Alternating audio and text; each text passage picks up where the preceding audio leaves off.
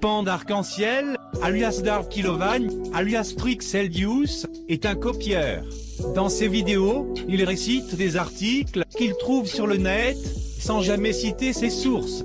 Il s'approprie le travail des autres, dans le plus grand des calmes. Voici quelques exemples. Il y a de nombreuses théories qui circulent sur les internets, bien sûr, et de nombreuses personnes pensent ainsi que la jeune fille est en réalité la fille cachée de Luke Skywalker.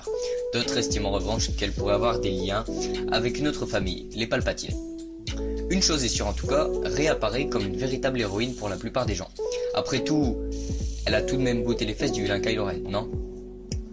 Uprox, lui, n'est pas de cet avis. En réalité, c'est tout de même le contraire. Il pense en effet que Rey est la nouvelle méchante du film. Étrange, non? Certes, mais il faut avouer que sa vidéo, et donc sa démonstration, est assez convaincante.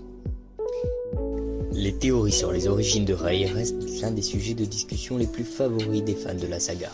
Et quelquefois, on a le droit à des petites perles tellement bien pensées et crédibles qu'on aimerait que ce soit vraiment le cas. Comme la théorie qui aborde que Rey est la réincarnation de Palpatine, ou alors celle du lien entre Rey et Obi-Wan. Aujourd'hui, on s'attarde sur une très longue vidéo de Slash-Film présentant une nouvelle hypothèse made in Reddit. Rey serait la petite fille de Palpatine. Et comme la vidéo est un peu longue et en anglais, je vous donne les clés pour comprendre toute cette théorie.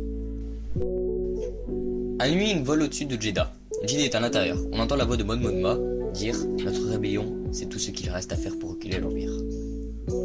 Jin et le capitaine Cassian Andor marchent dans la base rebelle de Yavin 4, introduite dans un nouvel espoir. La voix de Mon poursuit. Nous pensons que tu peux nous aider. Le film commence avec l'écran, il y a bien longtemps, dans une galaxie lointaine, très lointaine. Puis on va directement dans l'espace et le vaisseau de Krennic vole à travers des anneaux, un peu comme ceux de Saturne. C'est magnifique.